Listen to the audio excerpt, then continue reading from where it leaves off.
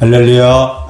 오늘은 우리가 어떻게 하나님의 음성을 인식하는가 이런 제목으로 말씀드리겠습니다.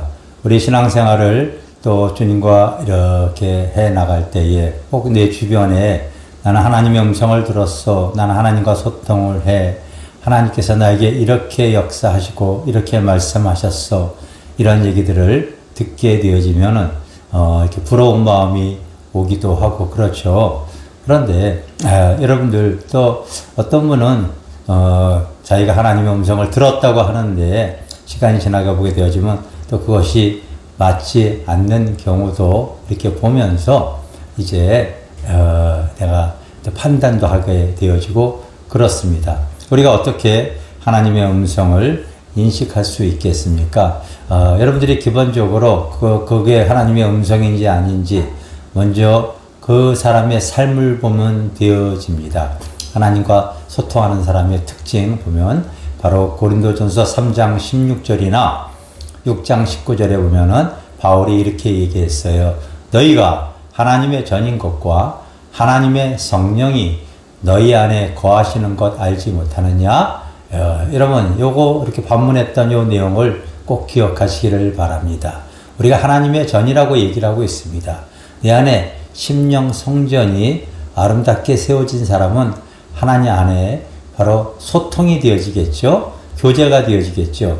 그런데 세워지지 않은 심령에게는 하나님이 불편해서 그 안에 거하시지 않으시겠죠. 이렇게 분별할 수가 있는 거예요. 출애굽한 이스라엘 백성들이 바로 광야에서 텐트 성전인 성막을 통하여서 바로 하나님께 제사하고 예배하는 법을 배우고 그 성전이 다 세워졌을 때에 하나님의 임재와 영광이 가득 찬 걸 알 수 있지 않습니까? 네 안에도 하나님은 거룩한 심령 성전을 세우기를 원하십니다. 그 성전에 텐트 성전의 기본 요소 5가지가 있어요. 여러분들이 이건 꼭 기억하고 계셔야 돼요. 제일 먼저 내가 예수 그리스도를 믿게 되어지면은요, 바로 이 번제단이라고 하는 바로 이 죽음의 장소, 짐승들을 곳에서 각을 떠서 하나님께 드리는 장소가 번제단이잖아요. 나도 이제 예수 그리스도를 믿게 되어졌을 때에 주님과 상관없이 내가 바로 악한 것들, 세상의 것들이 내 안에 가득 차고 있잖아요. 뼛속, 살속, 골속, 하나님과 상관없는 바로 내 생각, 자기 중심, 겉사람, 육에 속한 모든 것들, 이런 것들을 하나님께서 바로 각을 떠서 내려놓기를 원합니다. 바울이 그랬잖아요. 나는 날마다 죽노라. 바로 이 겉사람을 놓겠다고 하는 신앙 고백이지요. 그래서 이제 겉사람이 죽어지고 났을 때 바로 두 번째 바로 이제 물두멍이 나오죠. 바로 성결과 회개의 장소가 되어집니다. 참 이 물두멍은 여인의 녹고울로 제작이 되어졌어요. 다른 것들은 다 크기와 규격이 되어져 있는데 물두멍만큼은 크기와 규격을 전혀 하나님 말씀하지 않았고 여인의 녹고울로 만들었더라. 여러분 우리가 거울을 왜 봅니까? 바로 자기의 흠과 티를 살피기 위해서 바로 이렇게 거울을 보면서 자기를 살피지 않습니까? 마찬가지로 이제 말씀과 기도로 자기의 죄를 여러분들이 자꾸 내려놓고 씻어야 됩니다. 그래서 거룩하고 성결된 모습을 가질 때에 이제 그 사람은 성소에 들어갈 수가 있습니다.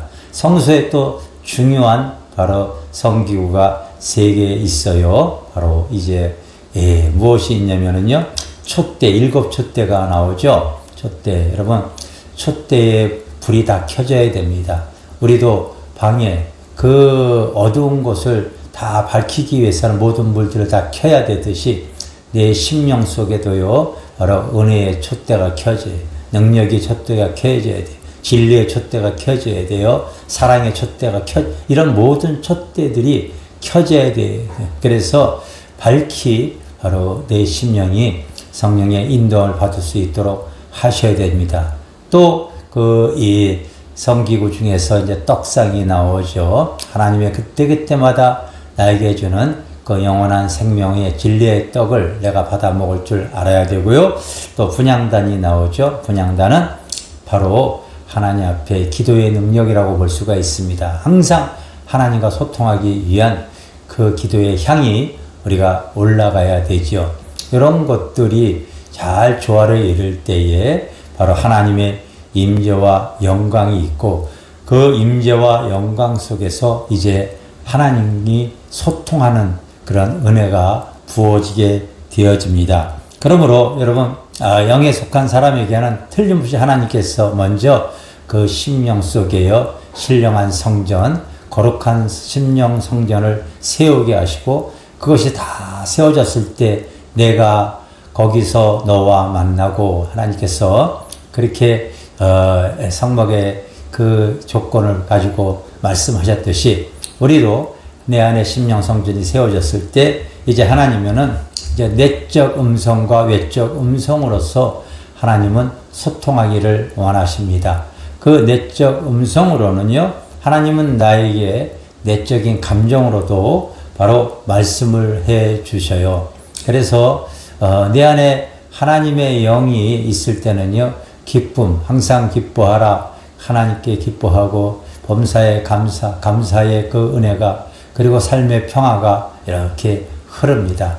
그런데 내가 하나님이 기뻐하지 않는 어떤 모습을 또 행동을 할 때 성령께서는요 틀림없이 나에게 두려운 마음, 어두운 마음, 불편한 감정을 이렇게 갖게 하십니다. 그래서 하나님 앞에 무엇을 여러분들이 여쭤보고 물어볼 때에 성령의 감화 감동이 이렇게 내적 음성으로도 여러분 들려온다는 것을 기억하시기를 바랍니다. 저는 성도들에게 자주 가리킵니다.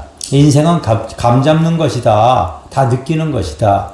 사람들이 왜 성공하려고 하느냐? 왜 목표를 이루려고 하느냐?